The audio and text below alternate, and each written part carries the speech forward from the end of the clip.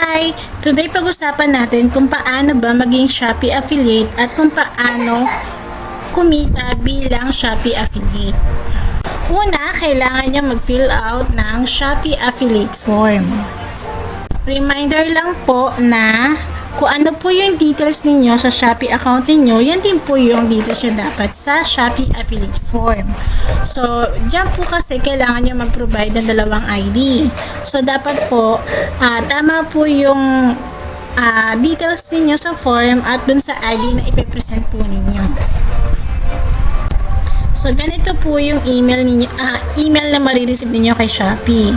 Nandiyan po yung username ninyo at yung affiliate ID. Kapag nakareceive po kayo niyan, ay pwede na po kayo magsimula bilang affiliate ni Shopee. So, paano po ba tayo magsisimula bilang affiliate? Una po, kapag naka-receive na po kayo ng email from Shopee na nagkasabi na kayo ay isa ng affiliate, punta lang po kayo sa Shopee account niyo, click nyo po yung Me, and then punta po kayo sa affiliate program. Then po, pag na-open nyo po yung affiliate program, makikita nyo po yung mga item. Lahat po ng item na makikita nyo doon ay pwede nyo pong ibenta na meron kayong commission. Makikita nyo po doon kung magkano po yung commission niyo per item. Then, click nyo po doon yung arrow. Then, pag na-click nyo po yun, copy nyo lang po yung link or pwede nyo po idiretso sa Facebook account niyo. So, paano nyo po malalaman kung kayo po ay bumibenta na or yung kung yung benta ninyo ay pumapasok ba sa account niyo? Doon po sa Shopee affiliate, makikita nyo po yung daily performance po ng account niyo.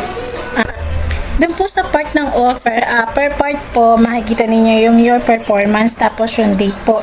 Kung halimbawa po ngayon ay August 17, ang magre-reflect po dyan ay August 16.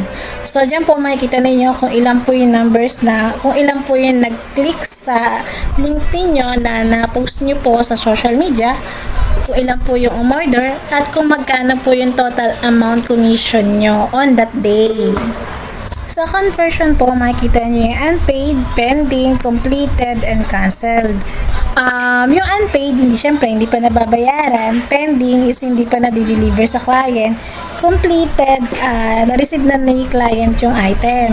Pero completed po means hindi lang po siya na-receive, kundi na-receive din po siya, na-receive order din po siya dun sa mismong Shopee account ni client.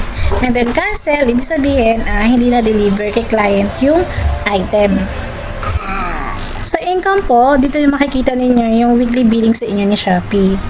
Yung weekly billing, ito po yung kita ninyo sa buong linggo na commission nyo. Yun. Then dun po sa upper part, makikita nyo yung total ng commission nyo kung sa buong bills, kung ilang billing po yun nandyan sa baba.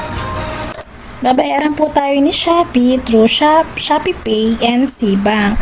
Shopee Pay po, dito yung papasok kapag ang earn natin ay below 2,000 at pag Cbank po kapag naman ay above 2,000.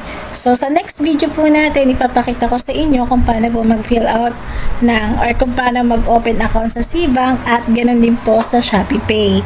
Itatakal ko na rin kung paano po yung pag-fill out sa taxation natin para madali po natin makuha ang ating earned commission kay Shopee.